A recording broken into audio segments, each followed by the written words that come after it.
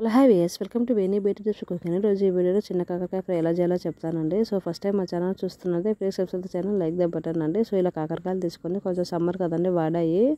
So ఇలా తీసేసుకొని మన క్వాంటిటీ బట్టి ఎన్ని కావాలో ఇలా కలెక్ట్ చేసుకొని కడిగేసుకోండి. బాగా ఒక 2 times కడిగేసుకొని వాటర్లో బాగా ఇలా కడిగేసుకొని కన్నాల గిన్నెలో వడగట్టండి, నీరు అంతా పోయేంత వరకు. ఇలా కన్నాల గిన్నెలో వడగట్టుకోండి. ఇలా కట్ చేసుకోండి, రెండు పక్కల కట్ చేసి ఇలా చీల్చండి, కొద్దిగా చీల్చండి ఉండేటట్టు. సో మనం గుత్తి వంకాయ ఎలా కూర చేస్తాం అందుకోసం అది 4 pieces వచ్చామని ఇది ఓన్లీ 2 piecesకి ఇలా కట్ చేసి పెట్టుకోండి. ఇలా కట్ చేసి పెట్టుకున్న తర్వాత ఉప్పు పసుపు యాడ్ చేయండి. ఆ చేదు పోయేంత వరకు ఒక 10-15 minutes అలా ఉంచండి, బాగా కలయబెట్టి. సో చేదు అంతా పోతుందండి. సో కొద్దిగా ఆరాయి కాబట్టి వాటేం రావట్లేదండి, ఊరికే కలిపి పెట్టండి. ఇలా బాగా కలియబెట్టండి. పసుపు ఉప్పు చేదు పోవడానికి అండి ఇలా కలబెడతాం మనము పసుపు ఉప్పుతో. తర్వాత ఒక ప్యాన్ తీసుకొని వేరుశనగకాయలు అండ్ ఎండుమిర్చి నువ్వులు అలా వేయించి పెట్టుకోండి. సో కొబ్బరి కూడా వేయించుకోండి, నేను కొబ్బరి యాడ్ చేయలేదు. ఇలా అన్నీ వేయించి పెట్టుకొని ఒక బౌల్లో రెడీ చేసి పెట్టుకోండి.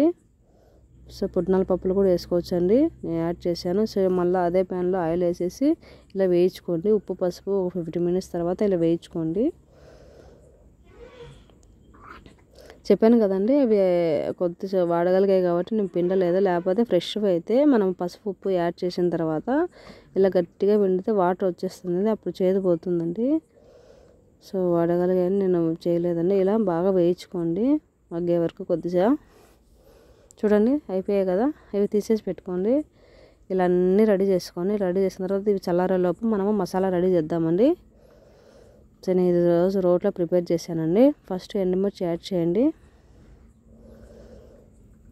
ఇలా ఎండుమిర్చి యాడ్ చేసిన తర్వాత పప్పులు, పుట్నాల పప్పులు, వేరుశనగ పప్పులు, నువ్వులు యాడ్ చేయండి. తర్వాత వెల్లుల్లిపాయలు యాడ్ చేయండి. సో రెడీ అయిపోయిందండి. సాల్ట్ మనం కలుపుకోవచ్చు అండి, సన్నప్పు కదా. సో కల్లుప్పు అయితే మనం రోట్లలో దంచుకోవచ్చు. సో ఇలా క్వాంటిటీ బట్టి వేసుకోండి. ఇలా బాగా కలిపెట్టండి. మనం వేయించిన ఆయిల్ మిగులుతుంది కదా, అందులో వేసేయండి ఇది మసాలా అంతా. ఇంతే అండి. కొబ్బరి కూడా యాడ్ చేసుకోవచ్చు అండి, బట్ నేనైతే యాడ్ చేయలేదు. సో ఒక 2-3 drops లెమన్ యాడ్ చేయండి, బాగుంటుందండి ఫ్లేవరు. సో దాని తర్వాత ఇలా పెట్టేసుకోండి అంతే. ఇలా పెట్టేసుకోండి. వీడియో ఎందుకు వైట్గా వచ్చిందని నేను చూడలేదు, సో ఇప్పుడు చూస్తాను. ఇలా పెట్టేసుకోండి చిన్నగా, అంతే అండి. ఇలా ఒక చేతనే పెట్టుకోవచ్చు అండి. సో అలా పెట్టేసుకోండి.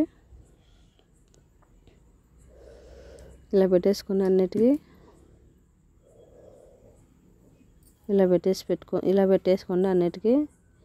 ఇలా అన్నీ అయిపోయిన తర్వాత చూడండి ఎలా అంతా పట్టేసిందో. ఒక ప్యాన్ తీసుకొని ఆయిల్ వేసేసి, మనం ఒకవేళ ఇందాక వేసిన ఆయిల్ ఉంటే ఆ ఆయిల్ యూజ్ చేసుకోవచ్చండి. ఆయిల్ వేసేసి ఇలా యాడ్ చేయండి అన్నిటిని.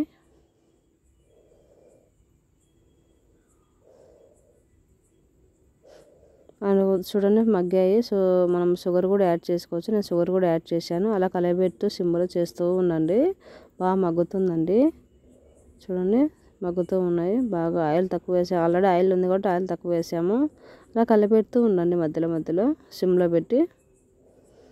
అంతే అండి, సింపుల్ అండి. సో ఇది డయాబెటీస్ పేషెంట్ కూడా చాలా మంచిది, ఎవరికైనా మంచిదే అండి. సో మీరు కూడా ట్రై చేసి ఎలా ఉంది నాకు కామెంట్ చేయండి. ఫస్ట్ టైం మా ఛానల్ చూస్తున్నైతే please subscribe channel, like the button. మీ సపోర్ట్ ఉంటే ఇలాంటి మంచి వీడియోస్ చేస్తూనే ఉంటాను. And one more request, please watch more videos and my channel and please follow channel beauty tips, blouse cooking and ముగ్గులు అండి. Please follow. కాంబినేషన్ టుడే మా ఇంట్లో జొన్న రొట్టె అండి, అండ్ పప్పు అన్నంలోకి కానీ అండ్ పప్పుచారు సాంబార్లకు సూపర్గా ఉంటుందండి కాంబినేషన్. మీరు కూడా ట్రై చేసి ఎలా ఉందో కామెంట్ చేయండి.